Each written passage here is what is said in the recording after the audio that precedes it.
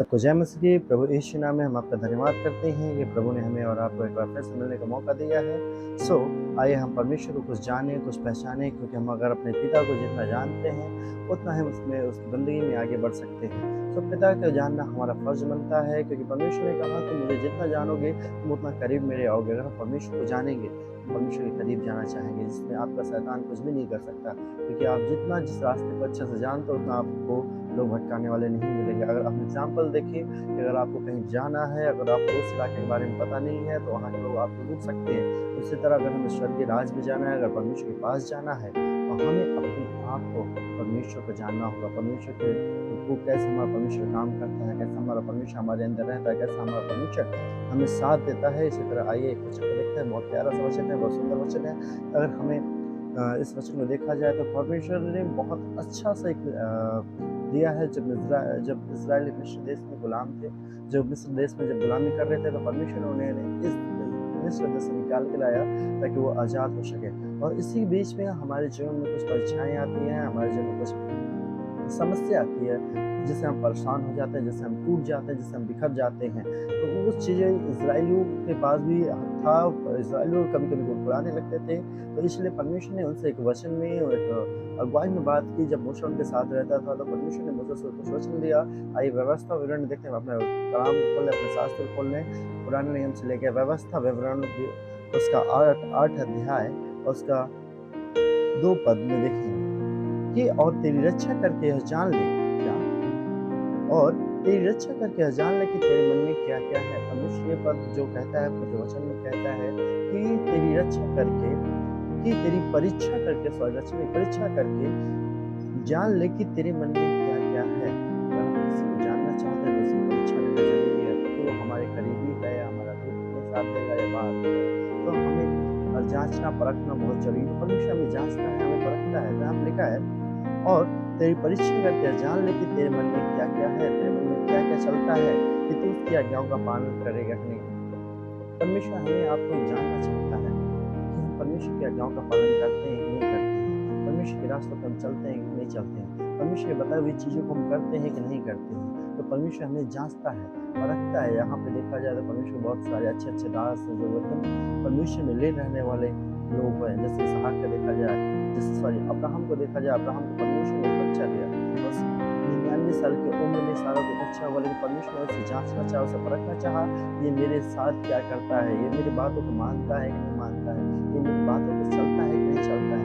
परमेश्वर ने अब्राहम को कहा कि अपने बेटे को जाके उसे कुर्बान कर दे, अपने बेटे को जाके बलिदान कर दे, मेरे लिए बलिदान कर।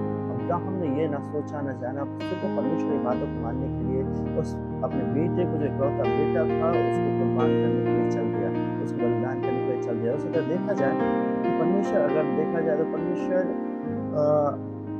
अय्यूब को भी जानता था कि अय्यूब उसके जीवन में अच्छा है, परमेश्वर उसके जीवन में काम करता है, लेकिन जब परीक्षा आई उसके जीवन में तो अय्यूब टूटा नहीं, बिखरा नहीं, परमेश्वर की बातों से हटा नहीं, क्योंकि वो जानता था कि परमेश्वर हमारे साथ है, परमेश्वर हमें गलत नहीं होने देगा। अय्यूब के बड़े-बड़े फोड़े हो गए, बहुत सारे बच्चे मर गए, लेकिन परीक्षा का होना बहुत ज़रूरी है। अगर हम परमेश्वर में जितना आत्मीयता से चलते हैं, उतना ही हमें परमेश्वर में तैयार होना है, क्योंकि शैतान परीक्षा लेता है, ये परखना चाहता है कि हम किसके हैं, परमेश्वर में हम बंधे हैं कि नहीं बंधे, उसके वचनों से बंधे हैं कि नहीं बंधे।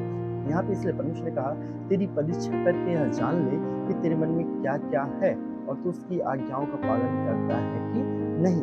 और उसने तुझे नम्र बनाया, इसने परमेश्वर ने नम्र बनाया है, ताकि हम दीनता से रहें। ये नहीं कि एक मारा तो दूसरे को रोको। परमेश्वर ऐसा नहीं कहा कि एक मारे तो दूसरे अवतार देगा। ये नम्रता है। अगर परमेश्वर हमारे अंदर होगा तो हमारे अंदर नम्रता भी उत्पन्न होगी, हमारे अंदर दयालुता भी उत्पन्न होगी। और वहाँ पे और भूखा भी होने दिया इज़राइलियों को। परमेश्वर ने उस समय के लिए भूखा भी होने दिया, क्योंकि परमेश्वर ने कहा था कि उन्हें एक ऐसा चीज़ दिया जो कि ना उनके बाप दादों ने खाया, ना परदादों ने खाया। उन्हें परमेश्वर ने मन्ना खिलाया, जो कि वो मन्ना जो है, क्या बोलते हैं कि स्वर्गदूत खाया करते थे, एंजल्स खाया करते थे। उसके बाद वहाँ पे परमेश्वर ने इसलिए उन्हें ये सिखाया कि परमेश्वर, जो मनुष्य है भोजन से नहीं, परमेश्वर के वचनों से भी जीवित रह सकता है। परमेश्वर के वचनों से भी इंसान जीवित रह सकता है। परमेश्वर के वचनों से और आपकी स्पिरिट जीवित रह सकती है। और इसके बाद यह परमेश्वर ने कहा कि मैं तुझे ताड़ना भी देता हूँ। तो परमेश्वर ने एक बात बोला कि परमेश्वर आपको ताड़ना भी देता है। अगर आप गलत करते हो तो परमेश्वर आपको ताड़ना देता है, मारता है। मारने का मतलब ये है कि परमेश्वर आपके जीवन को सुधारने के लिए कुछ भी कर सकता है। वो आपको सही रास्ते पे लाना चाहता है। इसके लिए कहा गया है कि जैसे जो बाप अपने बेटे से प्यार करता है, उसे मारता है, और जो अ, आपका वो लड़का, आपका बच्चा अगर कोई गलती करे तो आपका पड़ोसी आके हाथ नहीं उठा सकता, क्योंकि वो आपसे उतना आपके बच्चे से प्यार नहीं करते। लेकिन आप प्यार करते हो तो उसे अच्छे रास्ते पे ले जाने के लिए उसे ताड़ना भी दोगे। जो गुरु अपने स्टूडेंट को मारता है, वो उससे अच्छे रास्ते पे ले जाना चाहता है, क्योंकि वो जानता है कि यह लड़का अच्छा है। उसे सही रास्ते पे दिखाने के लिए जो भेड़ें गलत चली जाती है, तो जो चरवाहा है उसे अपनी भेड़ों को वो अपनी भेड़ों के लिए भी उसे ताड़ना देता है कि वो सही रास्ते पे आ जाए। इसलिए परमेश्वर हमें और आपसे इतना प्यार करता है कि हमें सही रास्ते पे लाने के लिए ताड़ना भी देता है। परमेश्वर इन वचनों से ही, इस वचन से आप सभी को आशीषित करे और ब्लेस करे, आपके घर को, आपके परिवार को, ताकि आप लोग परमेश्वर की एक पवित्र बाहों में रह सके और परमेश्वर के पवित्र पंखों में आप रह सके। परमेश्वर का हमें धन्यवाद देते हैं कि परमेश्वर ने हमें और आपके बीच में एक सुनहरा सा मौका दिया, ताकि हम एक बातचीत और वचनों से बात कर सके। परमेश्वर का लाख लाख धन्यवाद हो, और हम परमेश्वर का धन्यवाद करते हैं। परमेश्वर आपके घरों को और आपके बिजनेस को, आपके रोजगार में बढ़ोतरी और आशीष दे। परमेश्वर ने वादा किया है कि धन हो तेरी कटौती, तू धन्य हो भीतर आते समय, धन हो तू भीतर जाते समय। परमेश्वर पर विश्वास करें। परमेश्वर का लाख लाख धन्यवाद हो। आमेन।